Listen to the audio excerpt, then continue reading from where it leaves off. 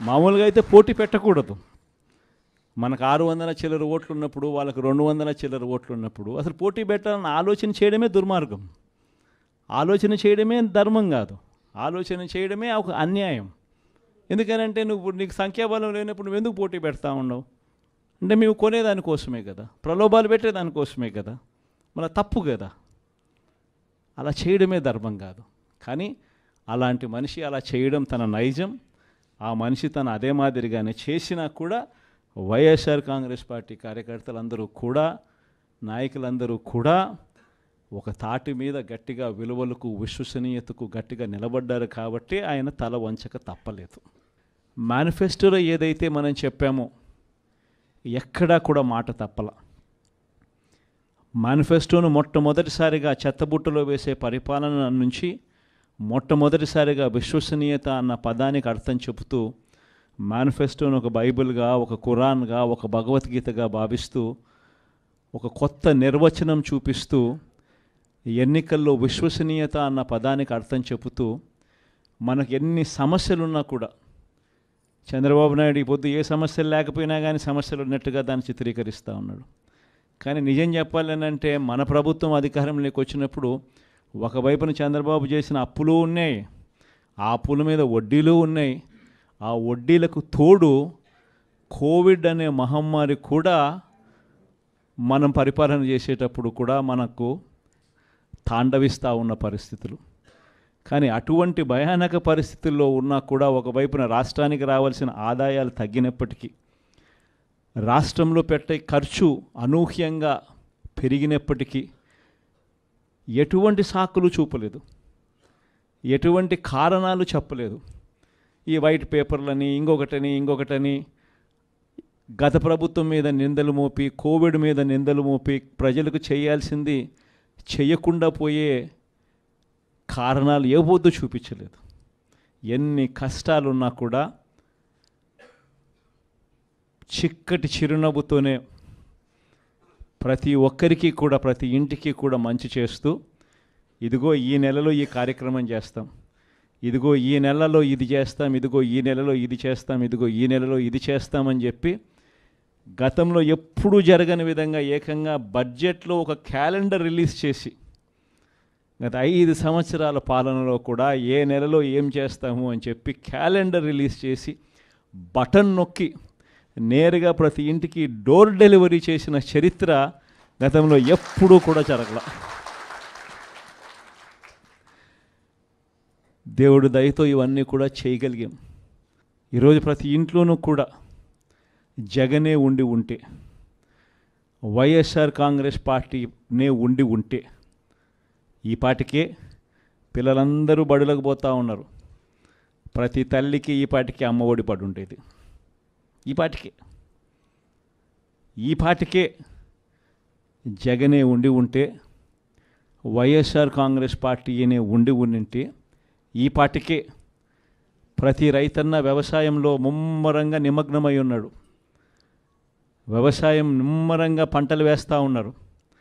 జగనే ఉండి ఉంటే ఈ పాటికే రైతు భరోసా సొమ్ము కూడా రైతులందరికీ కూడా వచ్చి ఉండేది.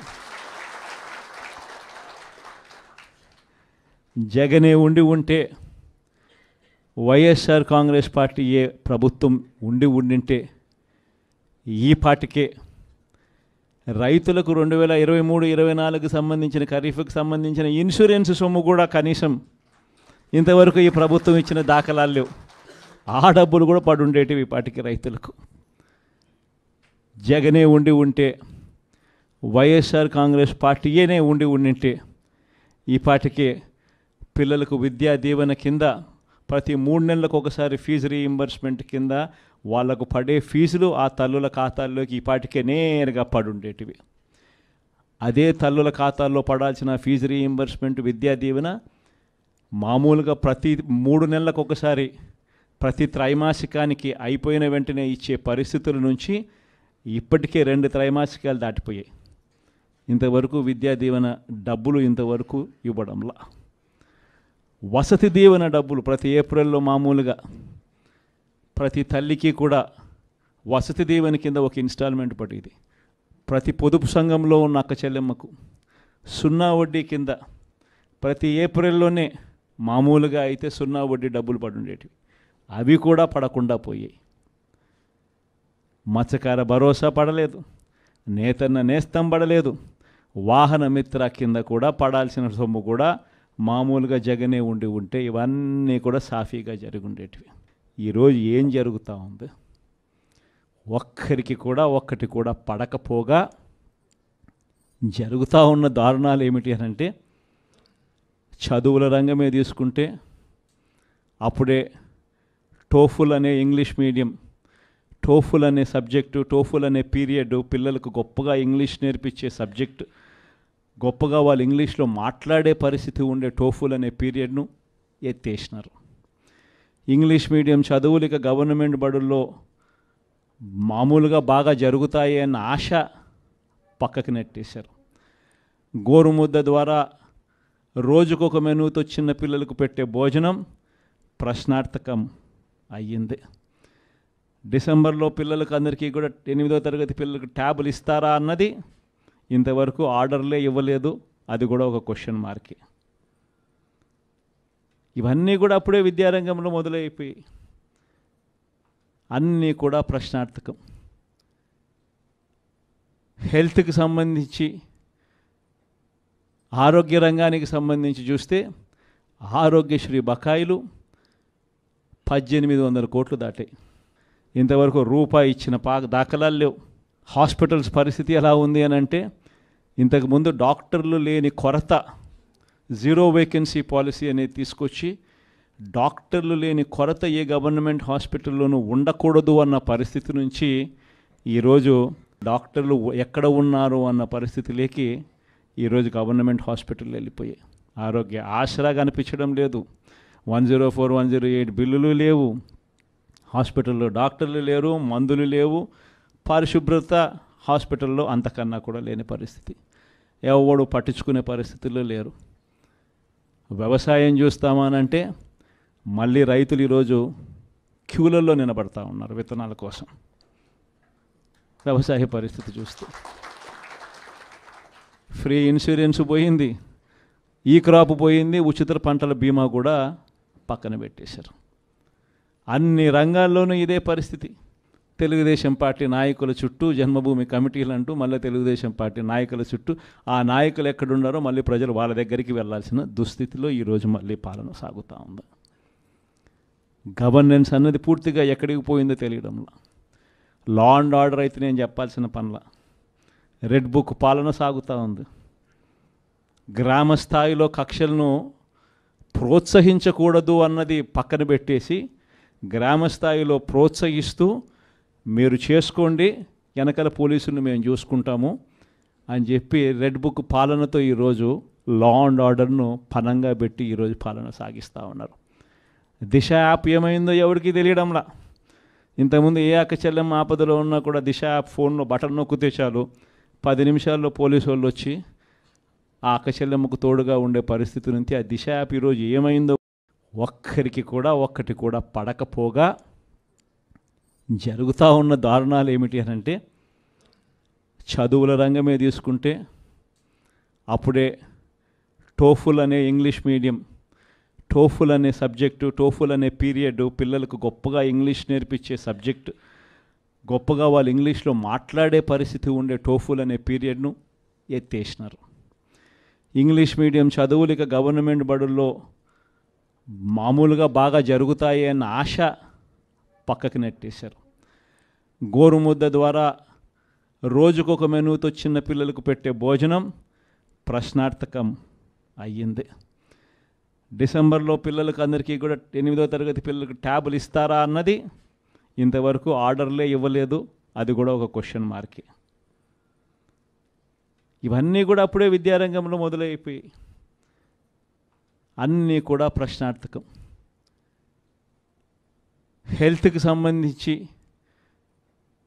ఆరోగ్య రంగానికి సంబంధించి చూస్తే ఆరోగ్యశ్రీ బకాయిలు 1800 కోట్లు దాటాయి. ఇంతవరకు రూపాయి ఇచ్చిన దాఖలాలు లేవు. హాస్పిటల్స్ పరిస్థితి ఎలా ఉంది అని అంటే, ఇంతకుముందు డాక్టర్లు లేని కొరత, 0 వేకెన్సీ పాలసీ అనేది తీసుకొచ్చి డాక్టర్లు లేని కొరత ఏ గవర్నమెంట్ హాస్పిటల్లోనూ ఉండకూడదు అన్న పరిస్థితి నుంచి ఈరోజు డాక్టర్లు ఎక్కడ ఉన్నారు అన్న పరిస్థితిలోకి ఈరోజు గవర్నమెంట్ హాస్పిటల్ వెళ్ళిపోయాయి. ఆరోగ్య ఆసరా కనిపించడం లేదు, 104, 108 బిల్లులు లేవు, హాస్పిటల్లో డాక్టర్లు లేరు, మందులు లేవు, పరిశుభ్రత హాస్పిటల్లో అంతకన్నా కూడా లేని పరిస్థితి, ఎవడు పట్టించుకునే పరిస్థితుల్లో లేరు. వ్యవసాయం చూస్తామనంటే మళ్ళీ రైతులు ఈరోజు క్యూలలో నిలబడతా ఉన్నారు విత్తనాల కోసం. వ్యవసాయ పరిస్థితి చూస్తూ ఫ్రీ ఇన్సూరెన్స్ పోయింది, ఈ క్రాప్ పోయింది, ఉచిత పంటల బీమా కూడా పక్కన పెట్టేశారు. అన్ని రంగాల్లోనూ ఇదే పరిస్థితి. తెలుగుదేశం పార్టీ నాయకుల చుట్టూ జన్మభూమి కమిటీలు అంటూ మళ్ళీ తెలుగుదేశం పార్టీ నాయకుల చుట్టూ ఆ నాయకులు ఎక్కడున్నారో మళ్ళీ ప్రజలు వాళ్ళ దగ్గరికి వెళ్ళాల్సిన దుస్థితిలో ఈరోజు మళ్ళీ పాలన సాగుతూ ఉంది. గవర్నెన్స్ అన్నది పూర్తిగా ఎక్కడికి పోయిందో తెలియడంలో, లా అండ్ ఆర్డర్ అయితే నేను చెప్పాల్సిన పనుల, రెడ్ బుక్ పాలన సాగుతూ ఉంది. గ్రామ స్థాయిలో కక్షలను ప్రోత్సహించకూడదు అన్నది పక్కన పెట్టేసి గ్రామ స్థాయిలో ప్రోత్సహిస్తూ మీరు చేసుకోండి, వెనకాల పోలీసులను మేము చూసుకుంటాము అని చెప్పి రెడ్ బుక్ పాలనతో ఈరోజు లా అండ్ ఆర్డర్ను పనంగా పెట్టి ఈరోజు పాలన సాగిస్తూ ఉన్నారు. దిశ యాప్ ఏమైందో ఎవరికి తెలియడంలా. ఇంతకుముందు ఏ అక్క చెల్లెమ్మ ఆపదలో ఉన్నా కూడా దిశ యాప్ ఫోన్లో బటన్ నొక్కితే చాలు 10 నిమిషాల్లో పోలీసు వాళ్ళు వచ్చి ఆ అక్క చెల్లెమ్మకు తోడుగా ఉండే పరిస్థితి నుంచి ఆ దిశ యాప్ ఈరోజు ఏమైందో కూడా అర్థం కావడంలా. అన్నీ కూడా 2.5 నెలలే. ఇన్ని మంచి పనులు చేసిన మనకే ఈ మాదిరిగా నెంబర్లు వచ్చినప్పుడు, ఇంకా ఆయన ఏ మంచి పని చేయనప్పుడు, అన్ని వ్యవస్థలను నీరు గారుస్తూ ఉన్నప్పుడు, ఇచ్చిన ఏ మాట నెరవేర్చినప్పుడు, అన్నీ అబద్ధాలే అని చెప్పినప్పుడు ప్రజలు ఈ మోసాన్ని, మోసబోయాము అన్న ఈ మోసాన్ని వాళ్ళల్లో ఒక కోపంగా తయారవుతుంది.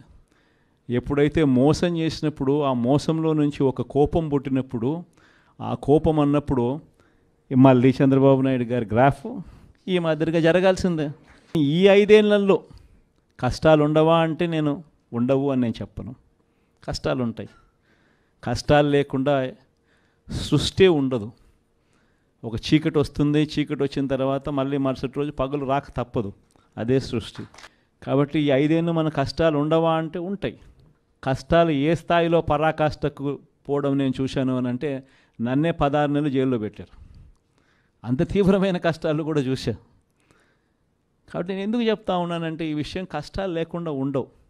కానీ కష్టాలు వచ్చినప్పుడు మనం ఎలా ప్రవర్తిస్తూ ఉన్నాము, మన వ్యక్తిత్వం ఎలా ఉంది, మన క్యారెక్టర్ ఏమిటి అన్నది మాత్రం మనకు శ్రీరామ రక్షగా నిలబడుతుంది అన్నది మాత్రం ప్రతి ఒక్కరు గుర్తుపెట్టుకుని, మనం చేసిన మంచి ఎక్కడికి పోలేదు.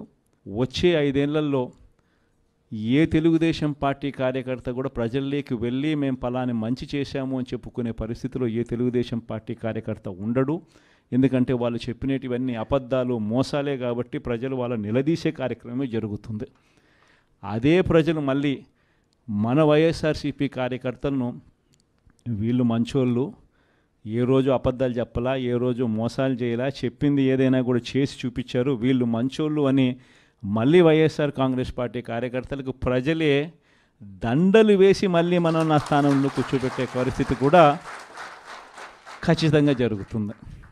ఎన్నికలప్పుడు ఏం చెప్పినాడు? ఎన్నికలప్పుడు వాళ్ళ మనుషులందరినీ ఇళ్ళకి పంపించినాడు.